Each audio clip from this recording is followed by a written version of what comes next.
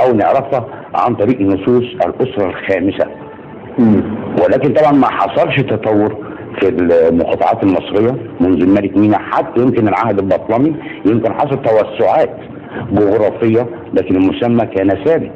فالتقسيم الاداري المصري القديم طبعا ما لا شك فيه ده موجود بنصوص ان كنا بنتكلم عن الاسره الخامسه، لكن اكيد جذورها لا اكيد ممتده الى عصر الملك مينا وما قبل الملك مينا. فطبعا كان في تقسيم اداري بالمقاطعه، والمقاطعه على راسها كاهن، وطبعا الملك وهو الملك مينا يعني حابين نقول اول ملك فعلي في مصر. ثم كمان انا باخذ من لوحه الملك نرمر حاجه مهمه قوي، ايه هي؟ هنجد انه خلف الملك يمشي بشخصيه ما مكتوب فوق راسه حرفين اثنين وهي اضفاط. واضفاط معناها باللغه المصريه القديمه وزير. فاذا كان عندي ملك، عندي وزير، عندي شعب، عندي كاهن، فبالتالي ده تقسيم سياسي لاقدم دوله في التاريخ بلا منازع، واقدم مملكه في التاريخ بلا منازع. هل كان هناك من يعترض على الفرعون او على الملك في فتره من فترات التاريخ، مثلا مصر التاريخ مثلا هناك قامت ثوره او هناك من اعترض على ملك او على قرار للفرعون في فتره معينه من التاريخ المصري القديم؟ شوف حضرتك، كان في مقوله بقولها ويمكن بعض المرشدين بيستخدموها الان، ان ودي يعني هو مجرد انه يعني سطر معين بيتقال لك ان السطر ده تحتيه تفكير عميق جدا. انا بقول ان جميع الفراعنه كانوا ملوك مصر، وليس كل ملوك مصر كانوا فراعنه. يعني تمام. لان الفرعون مهما اختلفت المدارس ومهما اختلف الباحثين، فانا مصمم على انه لقب وليس اسما. طبعا بالنسبه للثورات احنا ما نقدرش نقول ان حدثت في ثورات في مصر القديمه، يمكن في عهد الملك بيبي، لكن دي بنحطها تحت حاجه معينه بالنسبه للناس اللي بيقولوا ان الملك بيبي الثاني ده كان فرعوني موسى او فرعوني خوك. دي لان في فتره حكم مستمره بالظبط يعني 92 سنه وكده، فدي ما اقدرش اقول عليها ثوره حقيقيه. لكن الثوره الحقيقيه بمفهوم الثوره بتاعني النهارده التي تعني النهارده 2013 لا دي حصلت في عهد الملك رمسيس الثالث، ودي كانت ثوره العمال وفي مدينه طيبه الغربيه. فمن قال ان الفراعنه كانوا ظلمه؟ كان مطلبهم ايه العمال او ليه؟ والله عايز الحقيقه عيش وتعديل اقتصادي او بمعنى معيشه احسن. كم انا اطالب النهارده في 2013 ما اختلفتش انا واجدادي خالص، لكن هذه الثوره بالظبط ده بس هنشيل بقى كلمه ديمقراطيه دي. لا حريه كانت موجوده، لان نقول فعلا ظهرت هنا الفوارق الطبقيه، وعشان كده بقول دي يمكن اول ثوره حقيقيه مذكوره في التاريخ وموثقه. امال ليه الناس فاهمه ان ما كانش في ايام الفراعنه حريه؟ دوله فرعون ما معنى الحريه؟ لا ما احنا لو قدرنا نعرف الحريه نقدر نجاوب ما معنى الحريه، يعني ايه ناس بتقول؟ لا التاريخ ما فيش حاجه بتقول، التاريخ له ثوابت والثوابت لها نصوص. فاذا قال المصري القديم هذا مصر، فانا هصدق المصري القديم ومش هصدق اي مدرسه ثانيه، لانه مش مصلحته انه يكذب. مظبوط يا فندم. طيب الاستاذ فتحي المهدي، على نفس الصعيد هل يعني قام المسلمين القدماء بثوره؟ انت شايف ان ثوره 25 يناير حققت مطالبها او جزء من مطالبها؟ خلينا بقى في 2013 مع حركه راجل تربوي وراجل تعليمي وصحفي. ثوره 25 يناير كانت مطلوبه، لان الثوره فعلا جت في الوقت المناسب، وجت علشان خاطر المصريين ينعموا بحياه كريمه عزيزه وتتصلح احوالهم، و يعني الثوره تقود البلاد للتقدم والازدهار ورفاهيه. ولو ما كانش فعلا لها مطالب ما كانش اجتمع الناس كلهم على الثوره، لان كل المصريين في كل اتجاه اجتمعوا على ان فعلا لازم يكون في بلدنا تغيير. مصر جميله، مصر حلوه، مصر محتاجه الافضل. المصريين محتاجين حياه افضل، محتاجين ان بلدهم ينعموا فيها بالخير وبالحب وبالحريه وبالحياه الراغده وبالديمقراطيه وبكل وسائل العيش الكريم. وبالتالي قامت الثوره بقى حققت اهدافها او لم تحقق اهدافها. انا اعتقد ان الثوره لا زالت الى الان في حاله ميلاد، يعني ما زالت في حاله ميلادها. الثوره الفرنسيه قعدت قرابه 17 عام لما حققت مطالبها. احنا دلوقتي في العام الثالث ما كملناش الثالث حتى، وبالتالي هي محتاجه وقتها علشان يطلع افرازاتها، وبالتالي انا واثق 100% مهما يحدث من اختلافات والمشاكل في الرؤى وفي الاساليب، الا ان في النهايه اراده المصريين هتنجح وهتحقق الثوره فعلا كل مطالبها. وان شاء الله انا بتوقع الخير، لان انا على الفيسبوك بتاعي كاتب بكره احلى من النهارده. انا بقى مصر على ان بكره باذن الله يا استاذ مصطفى هيبقى احلى من النهارده، وان الخير جاي، ولكن احنا في مرحله مخاض، بس للاسف يا دكتورنا مخاض عسير شويه. لكن ان شاء الله المخاض ده هيدينا مولود في النهايه رائع جدا، هو مصر الحره، مصر المستقره، مصر الواعده، مصر المزدهره، مصر اللي فيها احنا كلنا بننعم بالحريه ونتنفس ديمقراطيه وحياه رغده وحياه سعيده ونعيش فيها احنا واولادنا، ونتباهى ونفتخر بان احنا مصريين ان شاء الله باذن الله. بكره احلى ونتمنى نحلم بكره احلى واجمل وافضل بكثير. طيب استاذ احمد، عايز اسال حضرتك ان المصري القديم بمناسبه الحريه بقى والجمال اللي احنا عايشينه دلوقتي والكلام الجميل اللي قاله الاستاذ فتحي من شويه، المصري القديم بالامكانيات البسيطه اللي هي اقل امكانيات في عصر البائس، ازاي استطاع ان يصنع هذه الحضاره ويبهر هذا العالم بهذه الحضاره التاريخية الجميلة والرائعة من أهرامات وتحنيط وكيمياء وعلم وطب، ازاي بهذه الامكانيات اللي اقدر اقول ضحله يعني في عصر بدائي؟ لا ما نقدرش نقول انها ضحله، لكن انا عندي يكون هناك اجهزه ولم تكن هناك امكانيات متاحه في العصر الحالي، ولم يكن هناك وسائل رفع وهكذا. والله انا فكرت في الموضوع ده كتير حقيقه، يعني ما بلاقيش اجابه سريعه الا انه حب تراب هذه الارض الله حقيقه. لان دلوقتي في ناس كتيره بتفلسفه في التاريخ، وانا يعني بلا غرور اعتبر نفسي قارئ للتاريخ. الناس يقول لك العبوديه، منذ متى صنعت العبوديه حضاره؟ انا عايز في اي حضاره مهما كانت تحت اي مسمى من المسميات، منذ متى او كيف تصنع العبوديه حضاره؟ استحاله يطلع الحاجه. علشان كده كويس بالظبط، عشان كده قلت انت ليه دايما بتظلموا الفراعين وتقولوا الفرعون ده جبار واوتاد وبيتحط على خوازيق؟ كل دي كلام، لاما انت مفسر مش عارف بتقول ايه، لاما انت ماشي على تخلف معين بتاع ناس برؤى غير صائبه على الاطلاق. فكيف لهذا العبد ان يصنع بناء معجزه مثل الهرم الكبير؟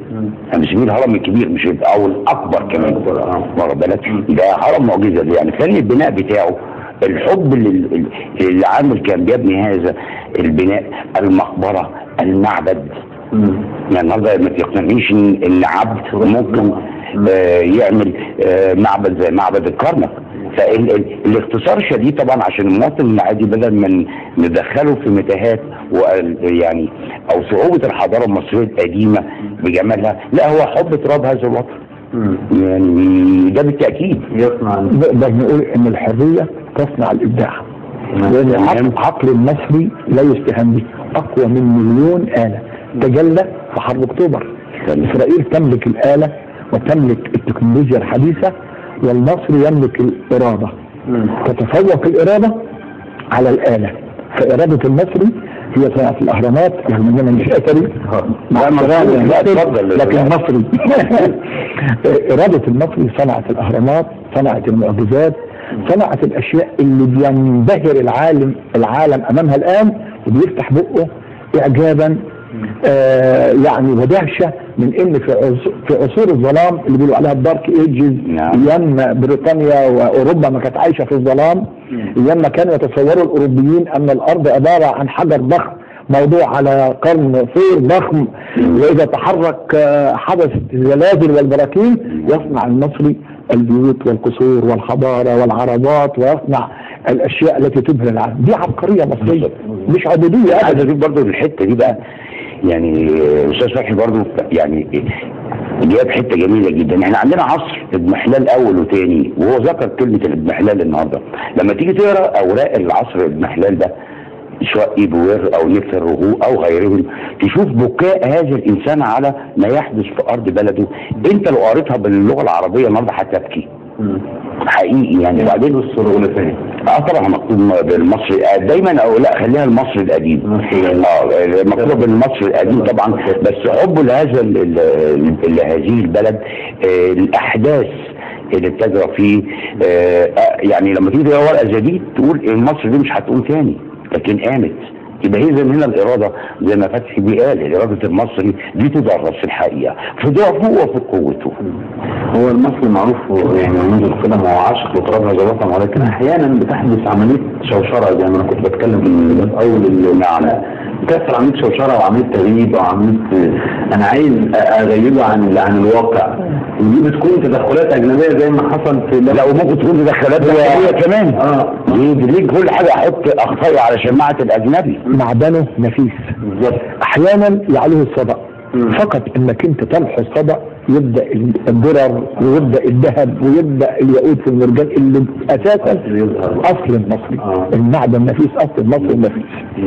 ولكن في برضه في الفتره الاخيره كده ظهر هوس في المصريين وهو تنقيب عن الاوضاع المصريه، وظهرت حاجات غريبه. يمكن حضرتك لو ممكن تكون وصلتك رسائل مش عارف يا محمد يا اخويا انا لقيت اكيد في المكان الفلاني، وبعدين الناس تتصل تقول له ده انا كنت باعتها لابن اختي ومش عارف ايه، فتروح الناس تحصل عمليات نصب من هذا القبيل. وبعدين تلاقي برضه في نفس الموضوع تلاقي ظهرت برضه في الفتره الاخيره عمليه تقليد مبهره للاثار المصريه. ازاي الناس دي يعني تقدر تقلد الاثار المصريه بالشكل ده؟ ايه اللي وصلنا للمرحله دي ان احنا نستهتر باثارنا ونوصل لمرحله ان احنا نبيع تاريخنا ونبيع تراثنا؟ الحقيقه برضه انا ارجع اقول ان رئيس الهيئه الاسبق او السابق اللي هو اصبح وزير والوزاره اتعملت ليه الدكتور زاهي حواس طلع لنا بتقليع على الحقيقه، وهي انشاء المدارس الفنيه المصريه. انت حاجه من الاثنين، انت عايز تعمل سوق عكاز جديد وبعدين بتقلد حضارتي ليه؟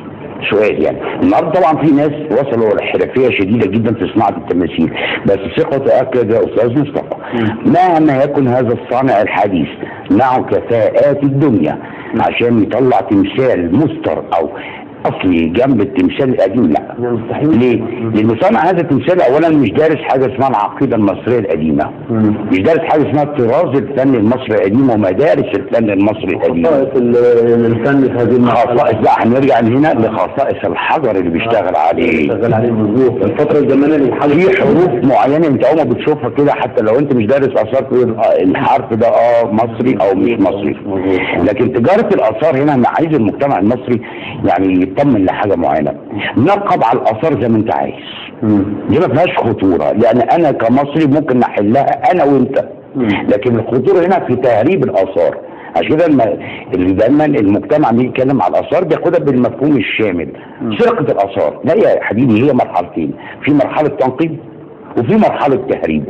مرحله التنقيب ممكن اي مواطن يعملها، لكن في مرحله التهريب مش اي مواطن يعملها. فدي طبعا مواضيع فيها كتير واسماء ممكن تيجي كتير. المشكله عندي هنا في كيفيه تهريب الاثر وليس في استخراج الاثر. استخراج الاثر يا اخي واحد عنده قطعه ارض بيحفر لقى كنز ربنا بعته له، انا كدوله بحافظ على المواطن بتاعي، بحافظ على تاريخي حتى لا يهدر، ممكن اساوي هذا الامر معاه. العمليه مش عمليه قبض يلا وسجن ومحكمه والكلام ده، بدليل لما الدكتور زاهي حواس حب يطلع قانون الاعدام في الاثار، احنا كاثريين وقفنا ضده وليس المواطن المصري العادي. هل احنا تجار اثار؟ حاشا لله. هل احنا منقبين الاثار؟ حاشا لله.